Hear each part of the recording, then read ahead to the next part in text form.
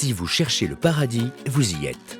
Couramment appelé la petite Suisse d'Amérique, bien qu'il soit un peu plus grand que la Confédération helvétique, le Costa Rica, qu'Autriche en espagnol, occupe sans discontinuer la première place du classement mondial Happy Planet.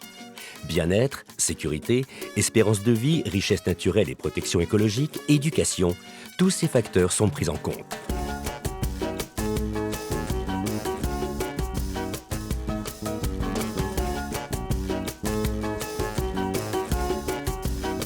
Situé sur le plateau central à 1200 mètres d'altitude et à mi-distance des côtes Caraïbes à l'est et de l'océan Pacifique à l'ouest, San José, avec 2 millions d'habitants, soit presque la moitié de la population totale, est la plus grande ville du pays.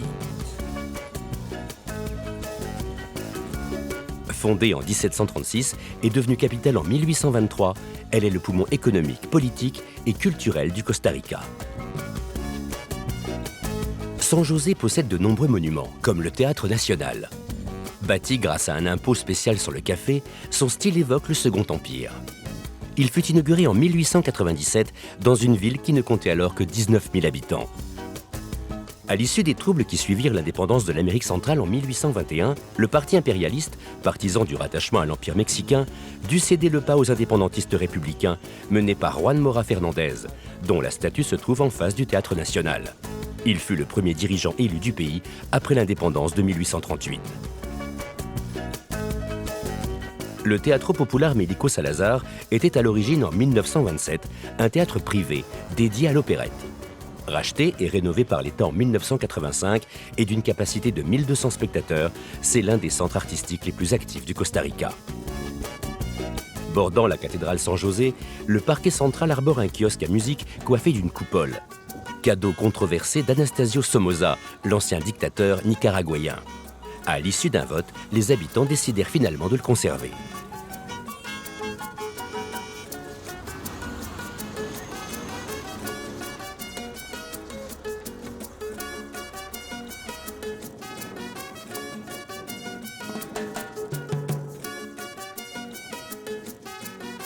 Les kiosques à musique, comme celui du parc Morazán, sont malheureusement délaissés par les musiciens. Pompeusement nommé le temple de musique et superbement illuminé le soir, il semble attirer l'amour et serait, dit-on, le symbole non officiel de San José. Érigée dans le Parque España, autre grand parc de la ville, cette statue en bronze de 3 mètres de haut est dédiée au conquistador espagnol Juan Vázquez de Coronado. Il est célébré pour son rôle de pacificateur entre Espagnols et indigènes. Avec ses chemins pavés bordés d'arbres tropicaux et de bambous géants, le Parque España ne donne qu'un petit aperçu de l'extraordinaire biodiversité du Costa Rica.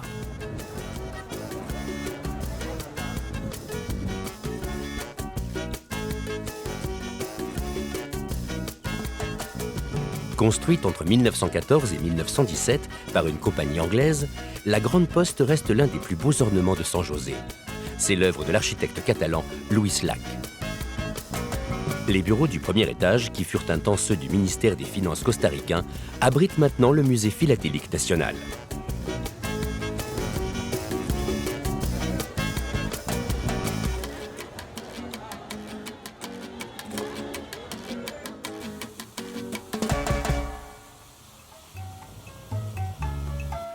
La Escuela Graduadas, première école normale du Costa Rica, est un bâtiment à structure métallique construit en 1889 par des entreprises belges. Il s'inspire des concepts architecturaux et industriels de Gustave Eiffel.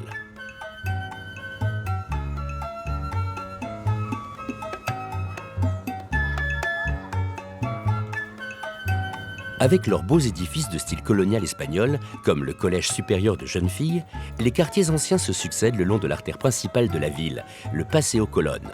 C'est la seule rue de San José à porter un nom et pas de numéro. Elle se prolonge par la zone piétonne de l'avenue centrale. Comme de nombreuses capitales du monde entier, la ville possède elle aussi son quartier chinois. Son entrée est signalée par une porte de style Tang, offerte par la République populaire de Chine.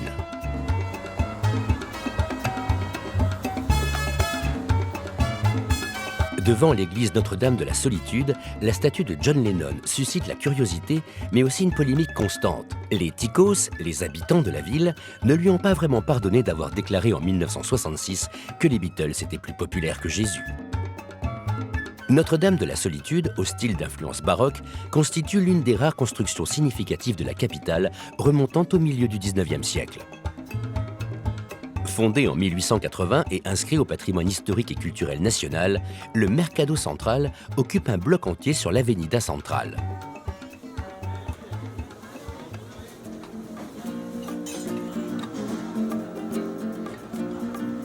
C'est un labyrinthe d'allées étroites avec plus de 200 échoppes et étals, sans compter les sodas, petits restaurants de produits frais.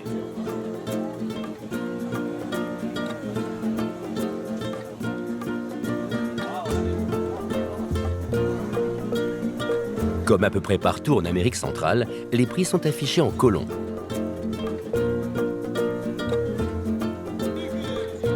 La monnaie à laquelle Christophe Colomb a attaché son nom.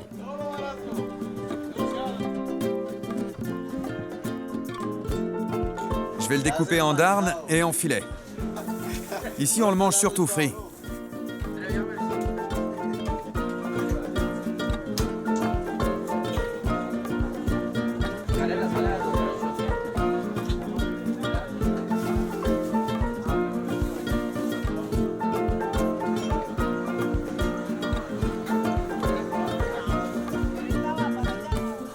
Mettant à profit la diversité de son terroir et de ses climats, le pays est aussi connu pour la culture de nombreuses fleurs et plantes ornementales, destinées au marché local, mais aussi et surtout à l'exportation. La première des richesses agricoles du Costa Rica reste le café. Le père Félix Velarde fut le premier planteur de café costaricain. À sa mort en 1816, la petite parcelle qu'il laissa à ses voisins permit l'essor incroyable de sa culture sur les sols volcaniques en altitude. Dès 1829, le café procure au Costa Rica des revenus d'exportation supérieurs à ceux du sucre, du tabac et du cacao. L'or noir d'Amérique centrale fit la fortune du pays.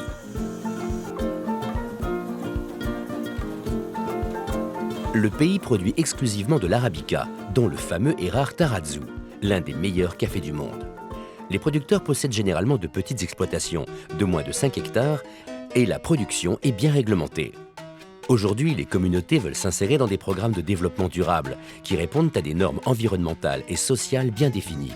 Toutes les étapes de la production font donc l'objet de règles et de contrôles officiels très stricts. L'entreprise cultive un lien fort avec la communauté locale. Elle est le moteur du développement économique et culturel. L'eau est un facteur essentiel dans la culture du café. L'eau est très importante dans cette plantation parce qu'il y a plusieurs villages qui en bénéficient. C'est pourquoi on prend toujours en compte ce facteur dans la replantation du caféier afin qu'il y ait toujours de l'eau pour tous.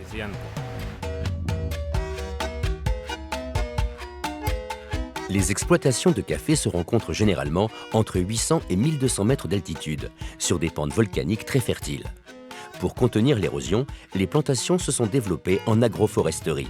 Les haies plantées en lisière des parcelles limitent l'action du vent. Les désherbants sont exclus. Les cosses deviennent du compost et l'eau de lavage des grains est récupérée.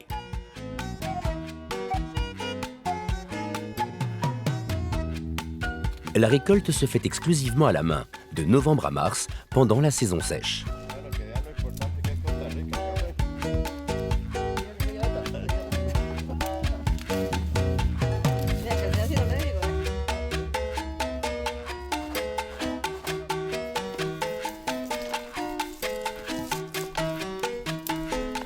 Le grain et la pulpe sont triés et séparés. Ensuite, les grains sont longuement séchés à l'air, déposés à même le sol sur de grandes plaques de béton. Le processus le plus délicat est la torréfaction. Torréfier, qui signifie faire rôtir, a la même racine latine que torride. L'opération se déroule dans un grilloir circulaire ou cylindrique, le torréfacteur, un appareil muni d'un tambour chauffant en rotation permanente pour que les grains toujours en mouvement soient torréfiés de façon uniforme et sans brûler. Aucune flamme dans la torréfaction du café, juste la chaleur diffusée par les parois en briques réfractaires des fours. Le café vert, après un dernier dépoussiérage, arrive par une trémie située en haut de l'appareil. Il est alors introduit dans le tambour horizontal muni de pales métalliques qui vont l'agiter pendant toute la durée de la torréfaction. Le grain de café aura alors changé de couleur, pris du volume, perdu de son poids et surtout développé l'alchimie de ses arômes. Le café occupe une place à part dans le cœur des Costaricains, qui le surnomment le grain d'or.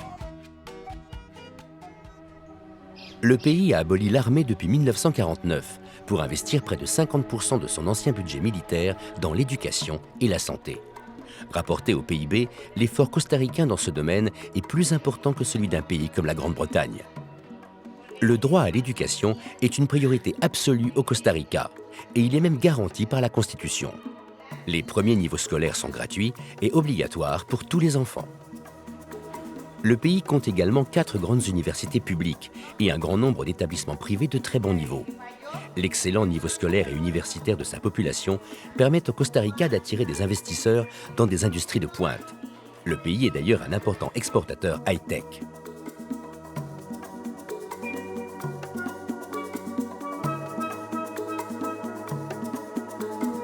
Comme toute l'Amérique centrale, qui surplombe une zone de collision entre plaques tectoniques, le Costa Rica est soumis à de fréquents séismes. 6 volcans restent actifs.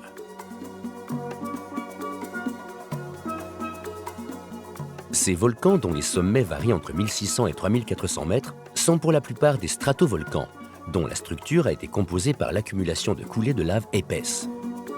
Le Rincón de la Vieja et le Barva sont eux des volcans de nature plus complexe. Ces volcans font tous partie de l'arc volcanique d'Amérique centrale, marqué au large par de profondes fosses océaniques dans le Pacifique. Parmi les volcans, le Poás est célèbre pour son lac aux couleurs changeantes, qui est l'un des plus acides au monde.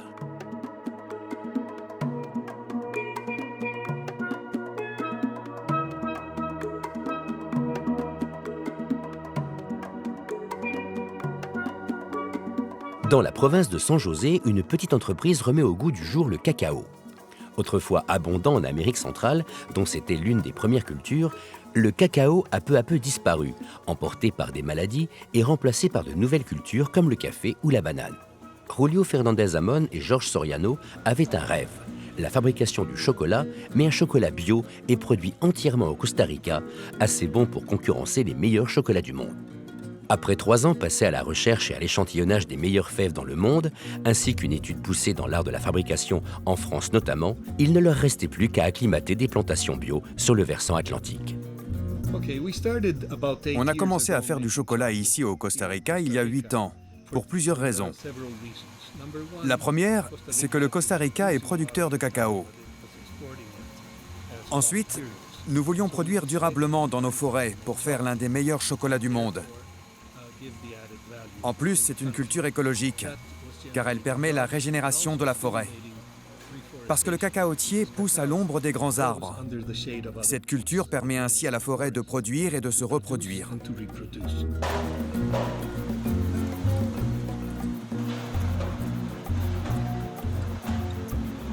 Inspiré par l'idée de jumeler des saveurs inhabituelles, George a commencé à jouer avec des herbes, des épices et des fruits tropicaux pour créer ses premiers chocolats. Les résultats se sont avérés étonnamment délicieux. Les recettes mêlent le citron et la coriandre, le gingembre, la noix de coco et le caramel. L'inspiration est aussi venue des ingrédients frais disponibles, ainsi que des documents historiques sur le chocolat écrits à l'époque de la conquête espagnole, au moment où les Européens découvraient l'ancien breuvage des Mayas, dont les fèves servaient de monnaie d'échange dans toute l'Amérique centrale.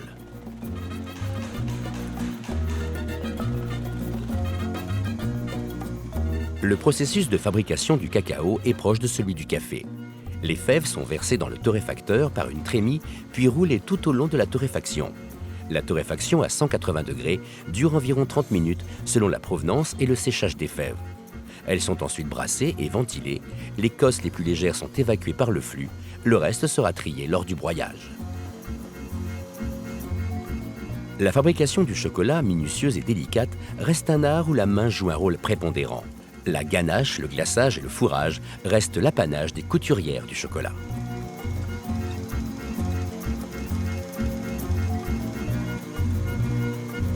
C'est l'associé de George Soriano, Julio, qui s'est occupé du design de leur marque Cibú. En réalité, pas seulement du design. Pour lui, comme partout au Costa Rica, recyclage et durabilité sont de mise depuis des décennies. Les boîtes sont sans plastique aucun.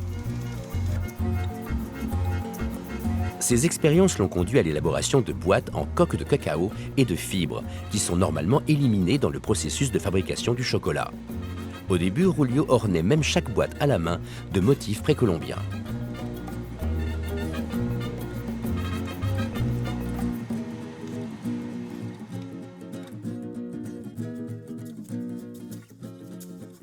Au pied du volcan Arenal et du lac du même nom se trouve la petite ville de La Fortuna, point de départ de nombreuses balades écotouristiques dans le parc naturel constitué d'une forêt tropicale qui entoure le volcan. Des activités conçues pour tous les niveaux et tous les goûts, incluant également du rafting ou des balades à cheval. L'écotourisme est devenu la première richesse du Costa Rica. Les revenus qu'il en tire sont supérieurs à ceux de ses 3 principales denrées d'exportation réunies, bananes, ananas et café. Au-delà des apparences d'un tourisme de masse, le pays est bien décidé à préserver cet or vert qui fait sa richesse et son originalité. Le parc national du volcan Arenal est l'un des sites touristiques les plus visités du pays. On y trouve beaucoup d'Américains, le Costa Rica se situant dans le même fuseau horaire que Chicago, mais aussi des Sud-Américains et des Européens. Les activités dans le parc national sont nombreuses, mais le site fait l'objet d'une surveillance géologique permanente, car le volcan, qui possède 3 cratères, fut très actif de 1968 à 2010.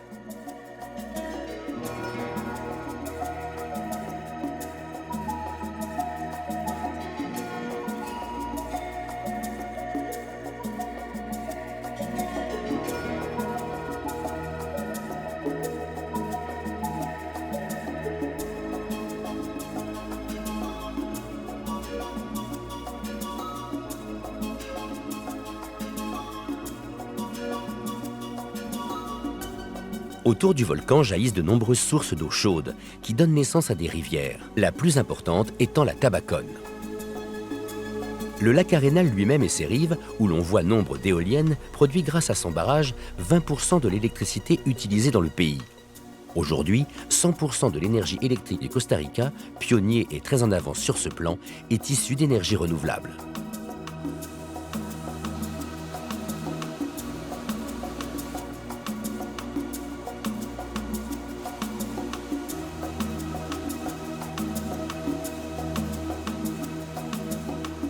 Des thermes naturels exploitant les sources chaudes ont été installés dans la réserve naturelle que traverse le Tabacón. La chaleur et la richesse des eaux en font un parcours extrêmement agréable, d'autant plus que les lieux sont très bien entretenus et aménagés.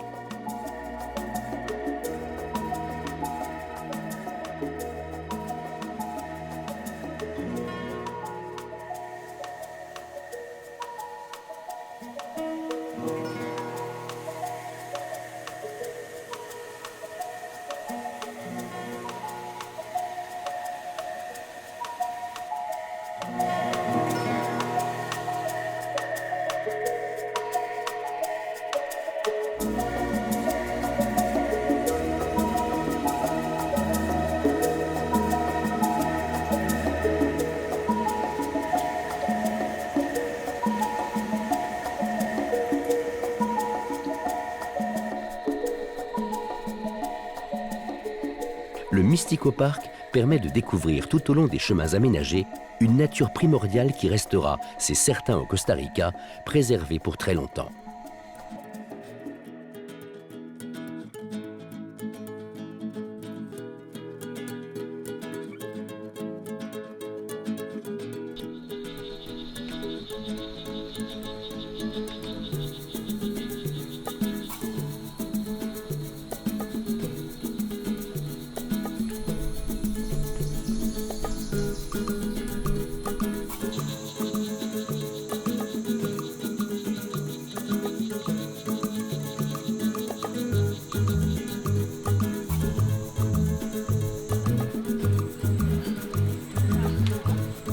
C'est aussi l'occasion de s'émerveiller en toute sécurité de ces paysages saisissants et de ces incroyables fourmillements naturels depuis les passerelles suspendues au-dessus de la canopée.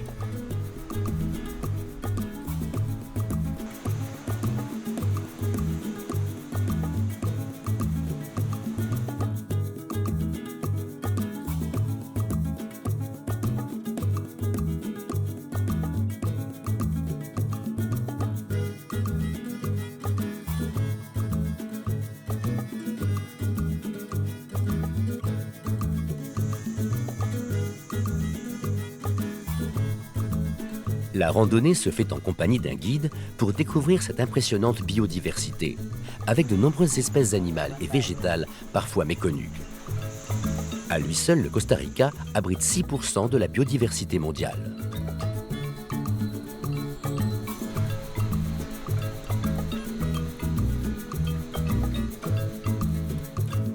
Regarde, il y en a un juste ici, Attends, je regarde. tout en haut. Oui, je le vois. Et oui, le toucan peut être très bavard.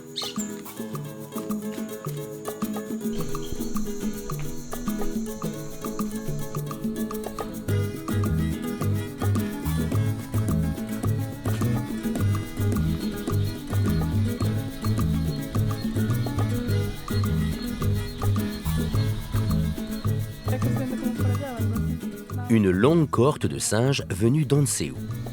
Si c'est un clan de singes hurleurs, ils sont bien silencieux.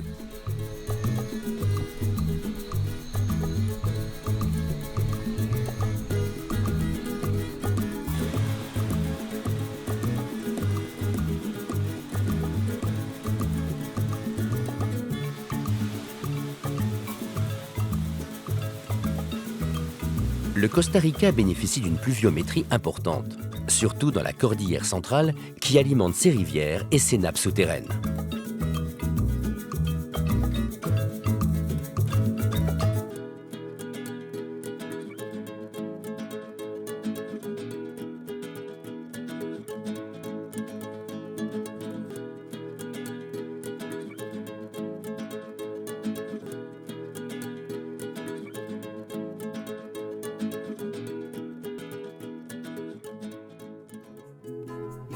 Le pays est réputé pour ses plages et ses sports nautiques, comme ici côté Pacifique à Quepos, petit village de pêcheurs qui est l'un des meilleurs endroits pour la plongée et la pêche au gros, surtout la pêche au marlin pendant les mois de la saison sèche de décembre à avril.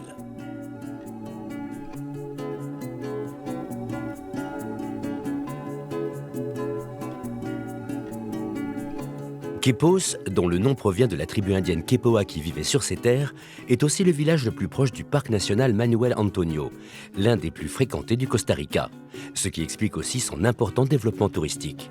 Quepos est même réputé pour sa vie nocturne.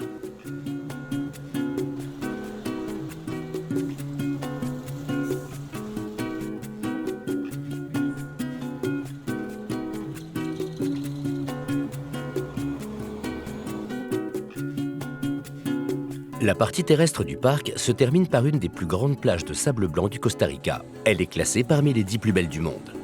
La plage Manuel Antonio, bordée de mangroves et de palmiers, est idéalement située au fond d'une baie en forme de fer à cheval, dont les eaux bleu turquoise ont des reflets verts.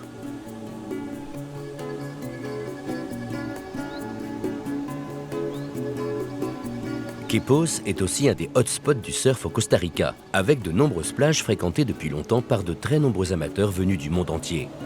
Les vagues sont exceptionnelles tout au long de l'année, mais plus particulièrement d'avril à novembre, pendant la saison humide.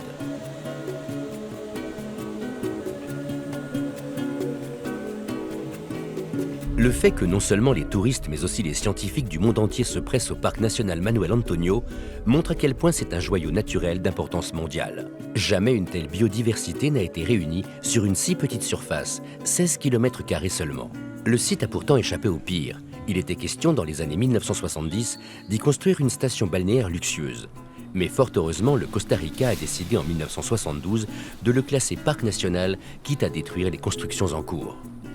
Des centaines d'oiseaux tropicaux, des mammifères ou des reptiles sont facilement observables. Sapajous, capucins, singes hurleurs ou singes écureuils d'Amérique centrale, une espèce en danger, paresseux, pécaris, coatis, sans compter une impressionnante population d'iguanes et de lézards.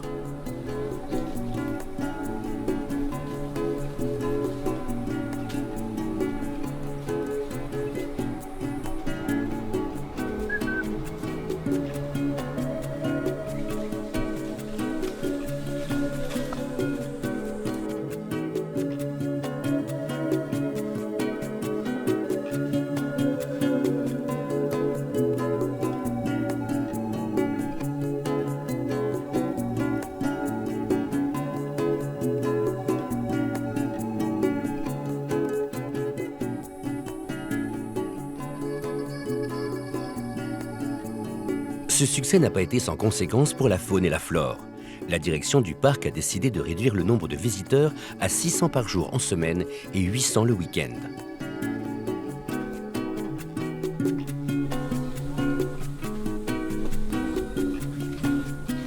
Pour la traversée du parc, un grand chemin gravillonné descend jusqu'à la mer, vers le promontoire, et des petits sentiers ont été tracés pour s'aventurer plus au cœur de la réserve.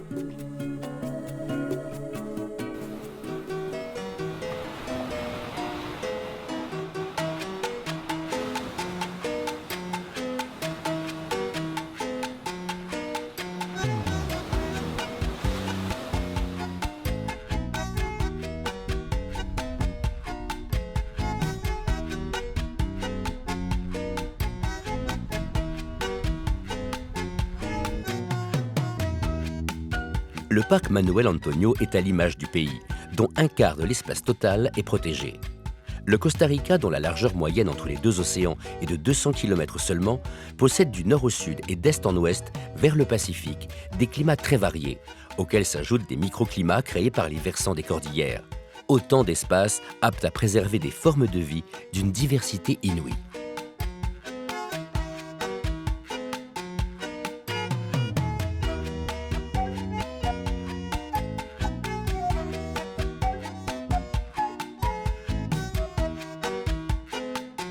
Le Costa Rica est souvent comparé à un jardin d'Éden. C'est en tout cas ce qu'en pensent les créateurs de la communauté de Finca Bella Vista. Fondée en 2006 par Erika Andrews et Matteo Hogan, elle est entièrement tournée vers la nature et s'inscrit résolument dans le développement durable. La Finca Bella Vista est une communauté qui vit pratiquement en autarcie. La vie ici est très simple. On peut y faire de nombreuses randonnées à travers la forêt et y découvrir des paysages différents. Bien sûr, on peut y croiser des animaux et y observer une flore luxuriante. Ici, au Costa Rica, notre objectif majeur est de permettre à un maximum de personnes de faire l'expérience de l'autarcie.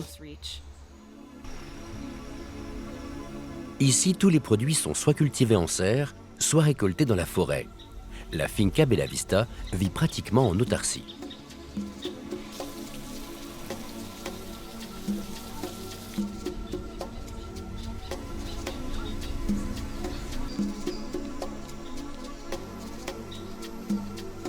Erika voulait à tout prix créer un village complètement intégré au sein de la forêt. Elle et Matteo rêvaient d'un cadre rustique, de maisons confortables où les autres pourraient coexister aux côtés des animaux et des habitants de la forêt tropicale. Ce projet d'immersion totale en forêt tropicale était en phase avec les caractéristiques de la propriété dès l'origine.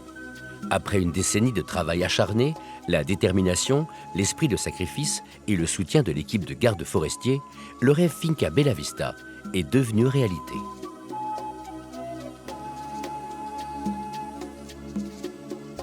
Depuis lors, Finca Bella Vista est devenu un lieu hors norme, où les gens peuvent vivre dans les arbres et jouir d'une expérience extraordinaire, hors du temps et des contraintes de la société moderne.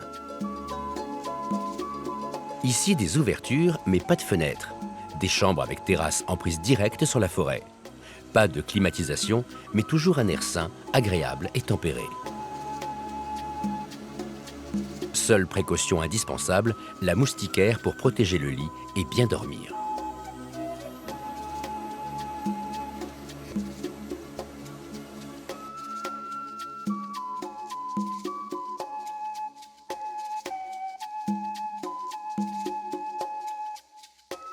Le lodge, dont le domaine ne cesse de s'agrandir, porte le nom de la rivière Bella Vista et permet d'y accéder directement.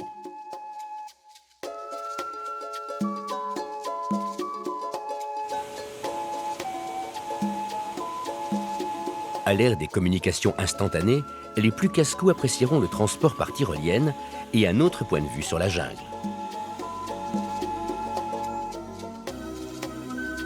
Tout comme d'inoubliables séances de relaxation dans un cadre propice à la méditation. Une plongée au jardin primordial d'Éden dont on sort ressourcé et revigoré pour longtemps.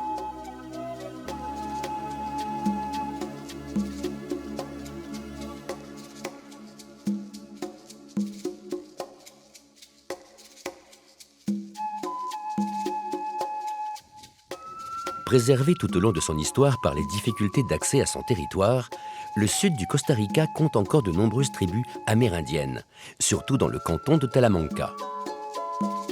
La communauté Boruca vit depuis des siècles dans les montagnes Talamanca, à 20 km de la frontière panaméenne. Les Boruca, un peuple d'agriculteurs et d'éleveurs, comptent environ 2000 personnes qui vivent dans une réserve autonome et protégée de 140 km². Le Brunca, leur langue, dont le nom signifie « à l'intérieur des cendres », fait partie de la famille des langues Chibcha, parlées par les peuples autochtones depuis le Honduras jusqu'à la Colombie. Malgré son importance pour la survie de la culture Boruca, et même si elle est enseignée à l'école, elle n'est plus parlée couramment que par quelques anciens.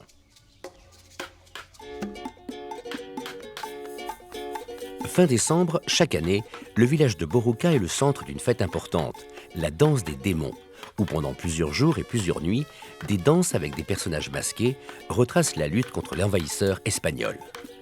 Très célèbres, les masques de démons multicolores des Boruca, utilisés pendant les cérémonies traditionnelles, rappellent les masques extrême-orientaux.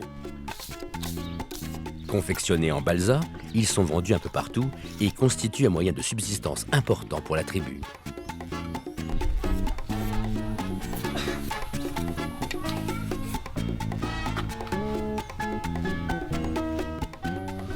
Voilà, là j'ai fini le masque. Je l'amène chez mon ami Pedro pour qu'il le peigne.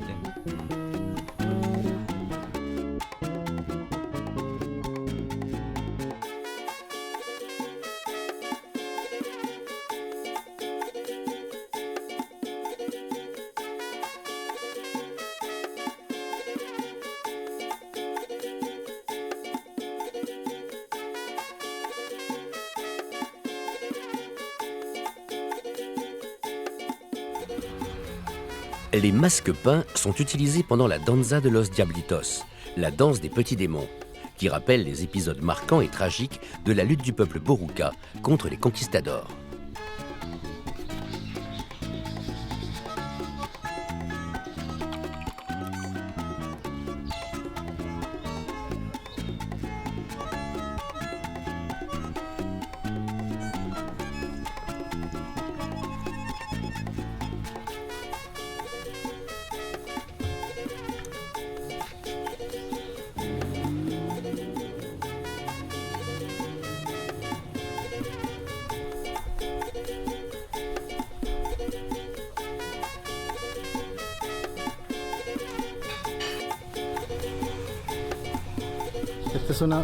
Ça, c'est un masque traditionnel des Boruca qui est terminé. Il faut 10 heures de travail environ pour qu'il soit comme ça. Ça représente notre tradition qui a plus de 200 ans.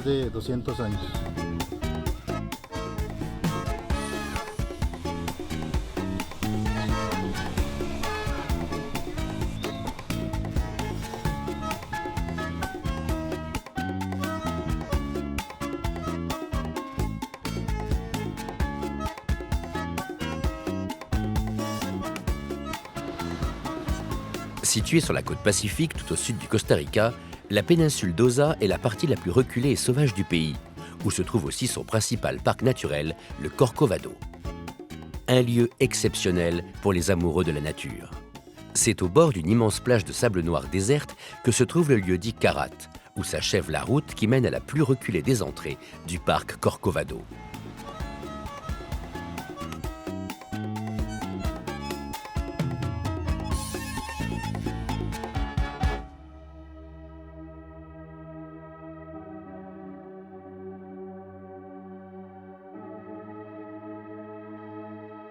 C'est l'occasion de découvrir un lieu atypique, la Finca Exotica, la ferme exotique, un écolodge qui s'est voué à la réhabilitation d'une friche de forêt en bord d'océan. En parfaite intégration avec la nature, il symbolise parfaitement le principe du développement durable. Nichée en bordure de la dernière forêt primaire humide subsistant sur la côte sud de la célèbre péninsule d'Osa, près du parc national de Corcovado, la Finca Exotica a fait fructifier un état d'esprit. La Pura Vida, la vie pure. Avec ses bungalows, elle fait penser à un imposant poste de commande de luxe, dissimulé dans la jungle tropicale. Quoi de plus relaxant que de flotter dans un hamac avec une piña colada en contemplant la forêt vierge? Et quoi de plus agréable que de prendre les repas dans une immense salle à manger avec une terrasse d'observation. La Casa Grande forme un espace magnifiquement conçu et vraiment exotique, avec en plus un bar et une bibliothèque où il n'est pas rare de voir un splendide perroquet ara venir saluer les visiteurs.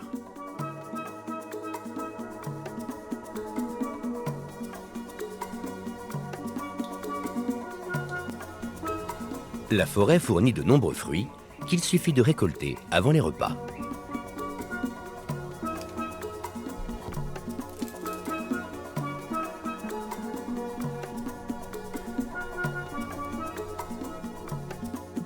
Ici, le commis de cuisine fait son marché, mais à 2 pas et directement dans la jungle.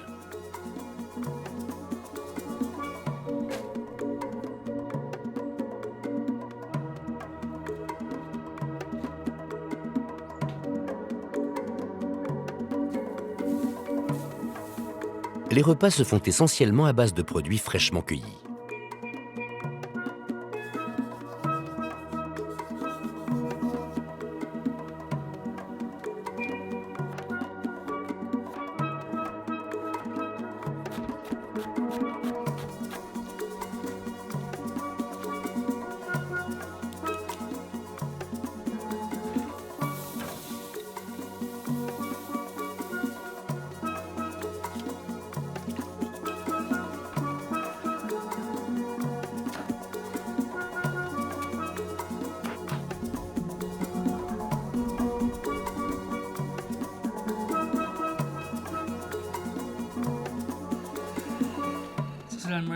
Voilà le dîner d'aujourd'hui. Ici, on a une tortilla avec de la viande de porc avec buccioni, des légumes de la ferme, une délicieuse salade et manioc de la ferme.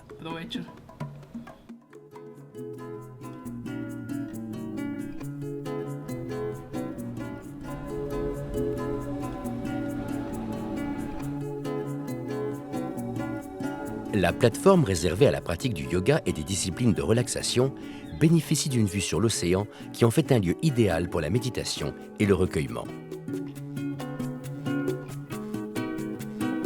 À cheval sur la péninsule d'Osa, dans le sud du Costa Rica, le parc national de Corcovado est considéré comme un joyau de biodiversité tropicale dans le monde entier. Probablement la plus vaste forêt tropicale primaire subsistante d'Amérique centrale. Il abrite de nombreuses espèces très rares et menacées, telles le tapir de Baird ou le fourmilier géant. En 1975, le classement de la zone d'Osa en parc national freina la déforestation, même si le manque de moyens n'empêcha pas les orpailleurs, les braconniers et les bûcherons de poursuivre la dévastation de la forêt. Le parc de Corcovado est un réservoir majeur d'espèces animales et végétales. L'action volontariste du gouvernement ne put aboutir que grâce aux ressources importantes générées par l'écotourisme, qui permirent de mettre un terme aux activités illicites. La visite s'effectue avec Jerry, un guide local.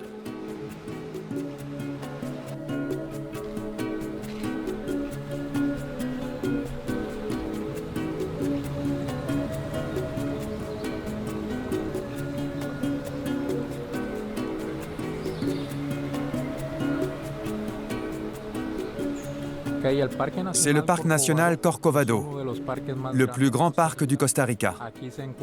On a 2,5% de la biodiversité de la planète qui est ici dans ce parc. Il abrite une grande quantité de flore et de faune. Avec les 4 espèces de singes du pays, comme ici le singe hurleur, le macagarilleur, une sorte de faucon, le toucan de Swainson, le parc Corcovado est le joyau des parcs naturels d'Amérique centrale. Avec une variété d'avifaune incomparable, le Costa Rica est aussi un paradis pour les ornithologues, qui peuvent observer quelques 370 espèces d'oiseaux endémiques, sédentaires ou migrateurs.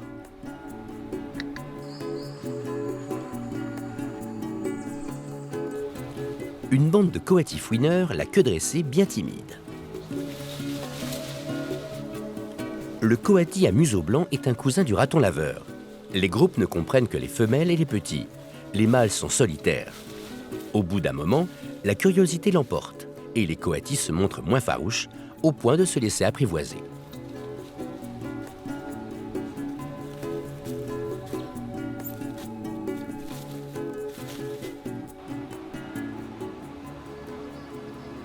La telle de Geoffroy est un singe araignée aux mains noires. Il vit essentiellement dans les arbres, en groupes nombreux.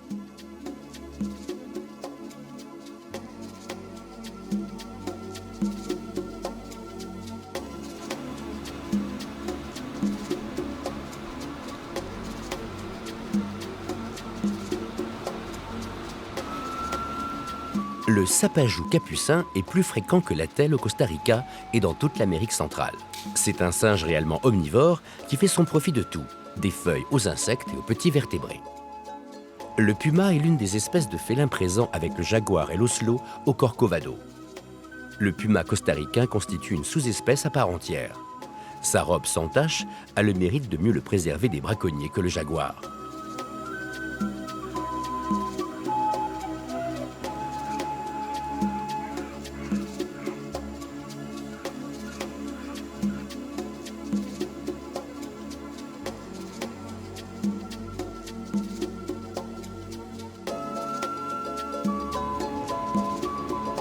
Le tamandou est un fourmilier, donc un proche cousin des paresseux que l'on peut aussi observer au Corcovado.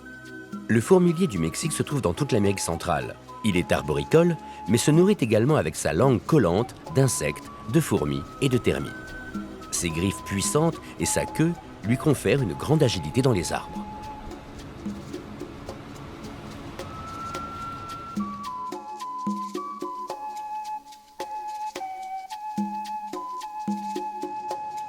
Le tapir est un solitaire. Habituellement très farouche, c'est un cousin des chevaux et des rhinocéros. Exclusivement herbivore, il se nourrit avec sa petite trompe. Ses déjections contribuent grandement à la dissémination des graines d'arbres dans la forêt.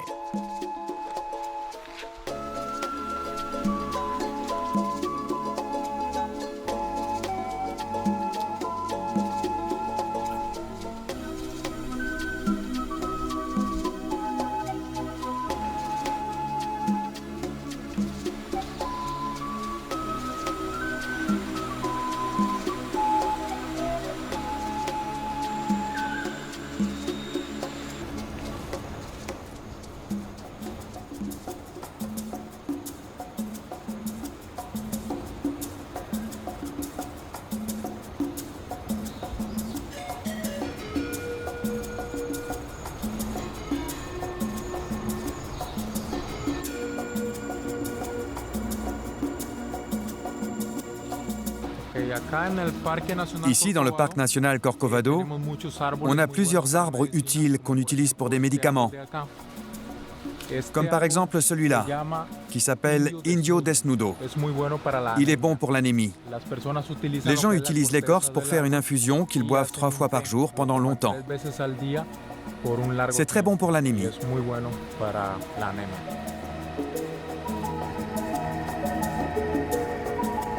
N'oublions jamais que la forêt tropicale, royaume des géants verts, est avec les océans le principal réservoir de vie de la planète. Le Costa Rica, qui l'a compris avant bien d'autres, contribue à nous rendre ce joyau primordial et vital pour la survie de la planète.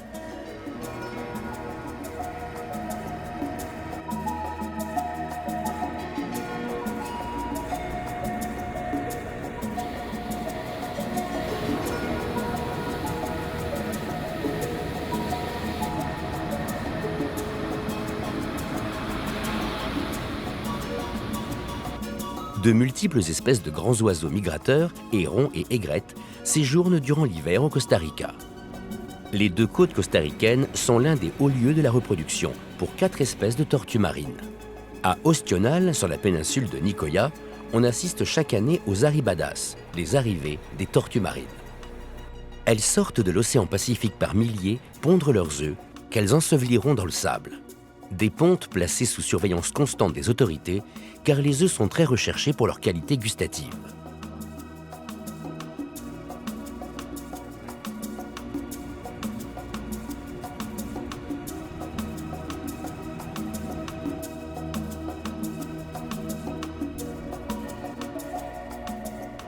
Pour nous, en tant qu'administrateurs du refuge, c'est très important de travailler avec le village parce qu'ils nous aident à surveiller et à protéger les tortues la nuit, à protéger aussi les œufs jusqu'à leur éclosion. Ils aident aussi à surveiller les plages.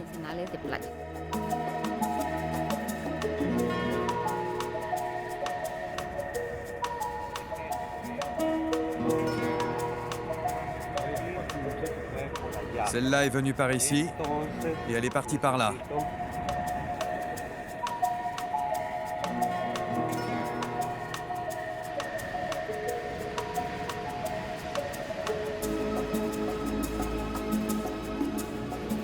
Les Arribadas, en fin de cycle lunaire, quand le ressac est au plus bas, attirent chaque année des touristes, mais aussi des étudiants et des chercheurs du monde entier.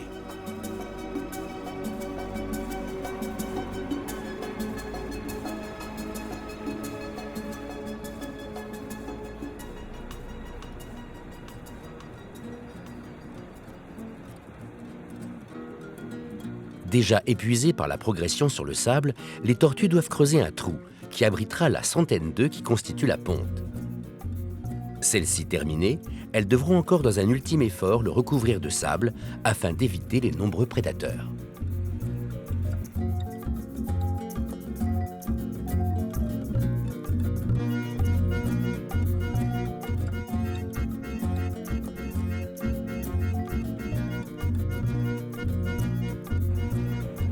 Retour vers l'océan sitôt la tâche accomplie, sans attendre l'étape suivante, l'éclosion, qui se produira environ 2 mois plus tard pour tous les œufs simultanément.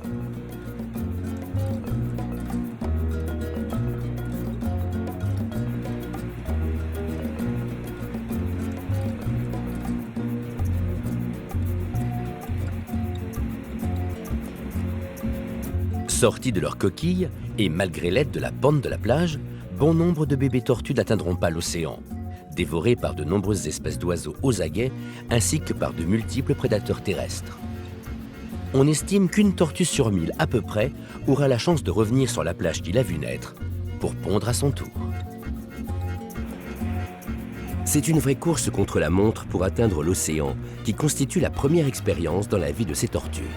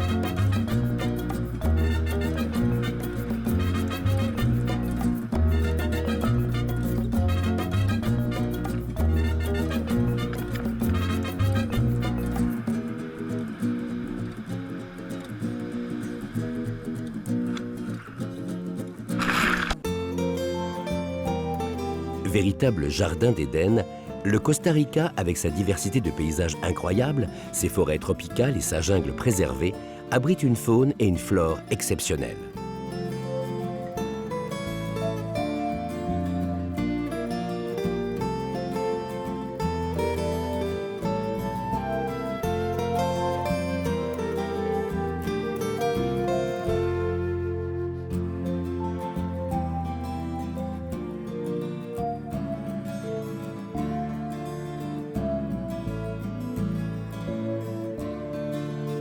Le pays s'est tourné vers les énergies renouvelables, a misé sur l'éducation et est devenu l'un des plus sûrs d'Amérique centrale.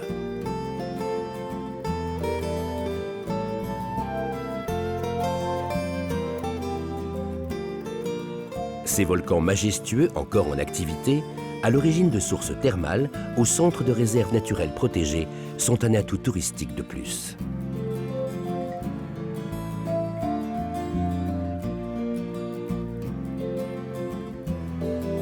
Avec ses plages immenses baignées par le Pacifique à l'ouest et la mer des Caraïbes à l'est, le Costa Rica offre des expériences inoubliables, facilement accessibles pour tous les amoureux de la nature.